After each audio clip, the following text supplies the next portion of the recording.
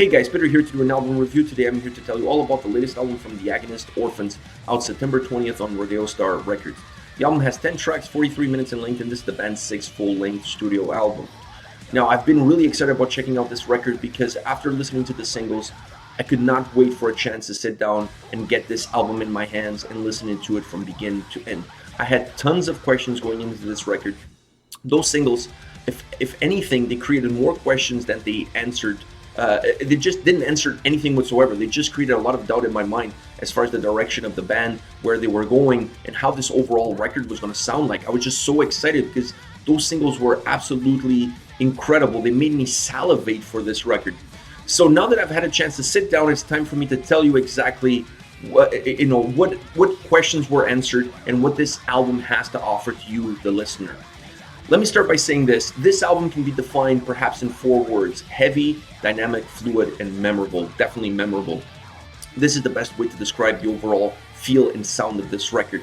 To me, we can argue this, but to me this is one of the best, if not the best album that this band has put together. I have no doubts about this. And to me, this is without a shadow of a doubt the best album since Vicky joined the band. Now, I have 4 elements in my mind that I believe are the reasons for that. One is the structure, the other is the vocals, guitars, and then finally drums. To me, these are the 4 elements that really define this record, and they really allow this record to be one of the best, if not the best, record that this band has put together. Now, let's start with the structure.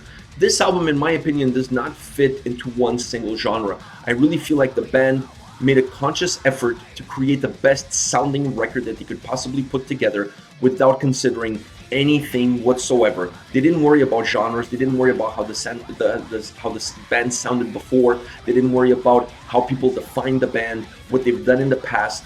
They just were concentrated on, let's put together the best sounding record possible, and let's see where that takes us. Let's bring all the influences of everything that we listen to, everything that we like, everything that's available to us, and then let's work with that. Let's work with a clean slate without being inside a box, without having any boundaries whatsoever, without having any expectations. Let's just work with that. Let's create the best sounding record possible. I believe they achieved that goal. If that's the goal they set in mind, that goal was achieved without a doubt.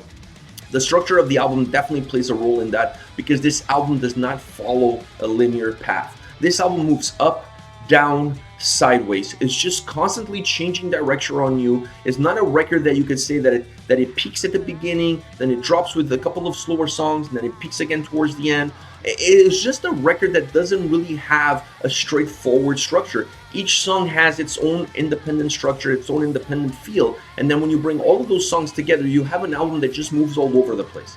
Now, normally when I look at records that have this kind of dynamic feel to it as far as the structure is concerned, one of my main concerns is always a disconnect. Sometimes those records really feel that they don't have a soul. They really feel disconnected. The songs don't feel like they belong together.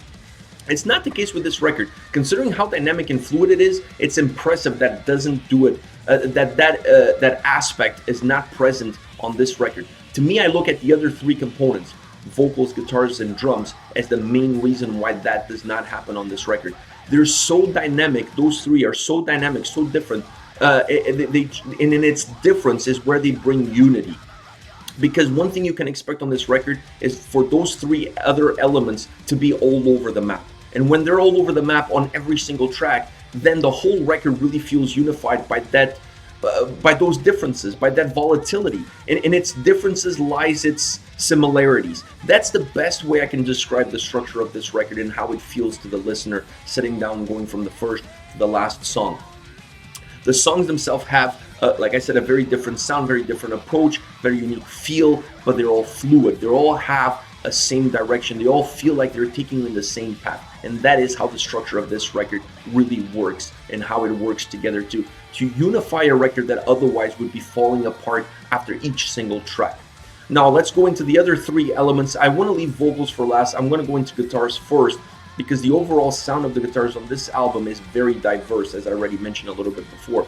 It really pulls out of different genres. It really pulls out of different influences. You have a little bit of gent, a little bit of technical death metal, a little bit of melodic death metal, a little bit of grooviness, metalcore, heavy metal. I mean, it just really pulls out of different genres, not only a song by song perspective. It's not like there's one song that feels like a metalcore song and then there's another song that feels like a technical death metal song. That's not the case. They pulled all these influences and mixed them all together in the creation of each single song. So for this record, it's not going to be uncommon for you to be listening to a song that starts off in a very proggy, gent kind of way, and then it moves into a more straightforward, groovy track, a little bit more into metalcore, coming back again to technical death metal. It's just the way the album feels from a guitar perspective. It just feels very fluid, very dynamic. They were not afraid of mixing different styles together to really create songs that had a lot of life in it, that just breathed life.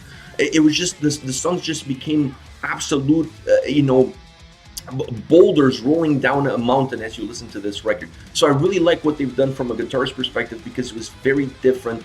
I like the mixture of styles, the mixture of sounds, and when you incorporate them together and you put Vicky's vocals, but one of the perhaps more important aspects, you put the drum track on it, it really unifies the songs. Which brings me to the next element, which is the drums. I really like the drums on this album because to me, with the vocals, they were they were the checks and balances of the record. They were really what kept the guitars in check, what kept the songs in check, and allowed the album to still feel unified, to still feel really well balanced.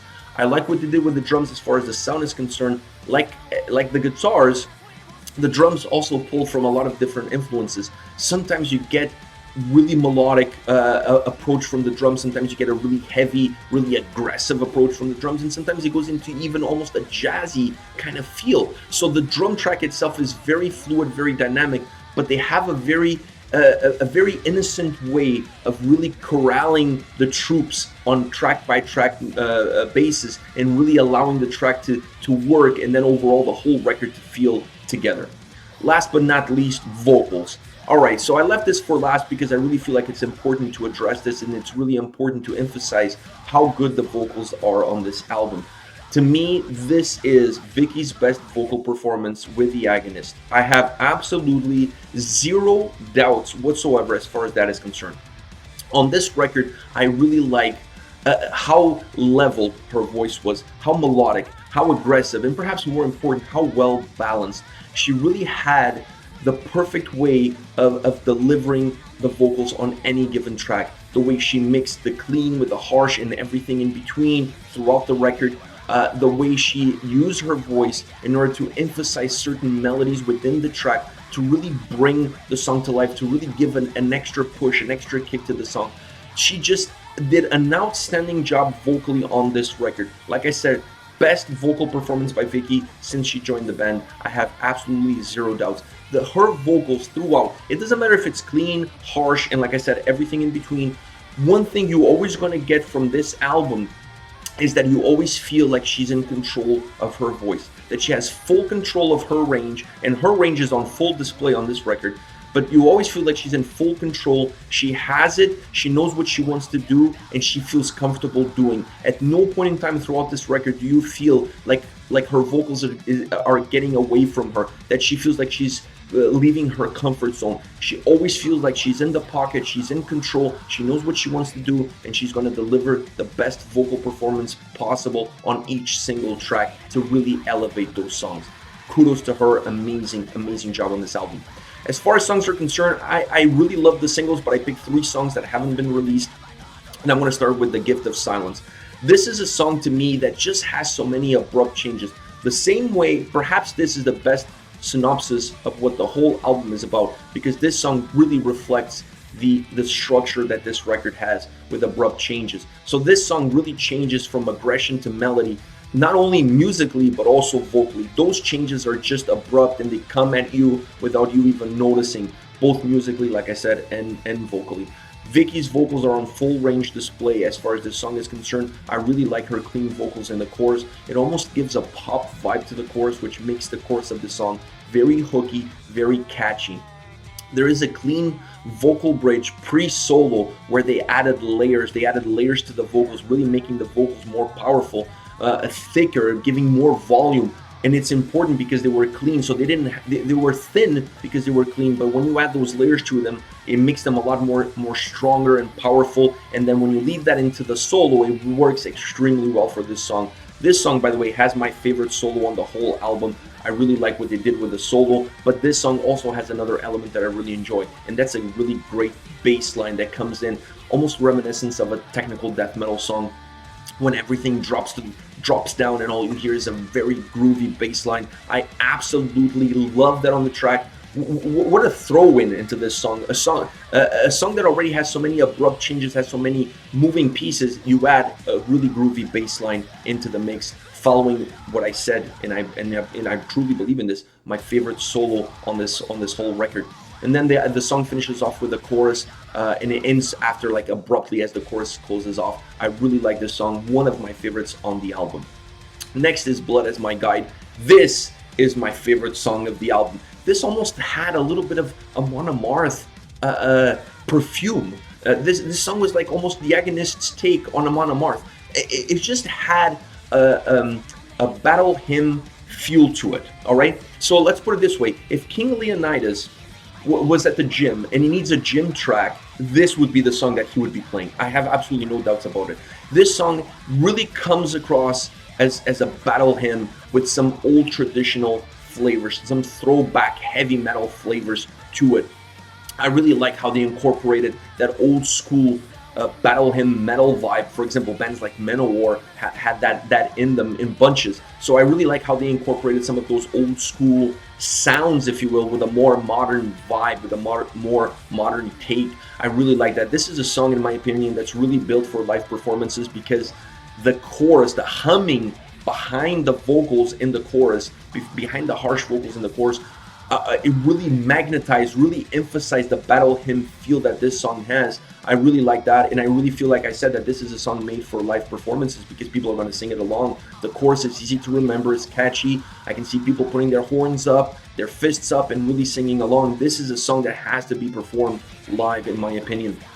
I really like the overall battle hymn feel that the song has. Without a doubt, one of the standout tracks on this record. Last but not least, The Devil Made Me Do It. This song has a great guitar intro, really magnetizing guitar intro. This song is really made up of two components, in my opinion. It's the changing and moving of the vocals and guitar melody. There is just a constant change, a constant movement of these two key components of this song, and that to me is the spinal cord of this track. You really never know what the next riff is going to bring you, not only musically, but vocally as well. You just really never know what the next one is going to bring you, because there's just these constant changes, constant movement.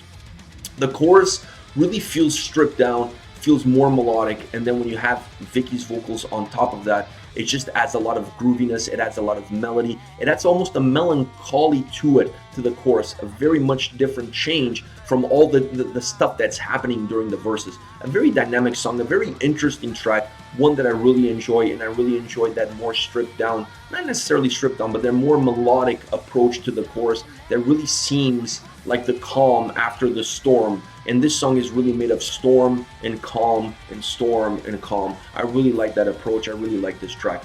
All right, guys, this is it for me. This is the Agonist, Orphans, out September 20th. Let me know your thoughts on the band, on the singles. I'm really dying to hear what you have to say. I'll be reading those as always and getting back to you. Take care, guys.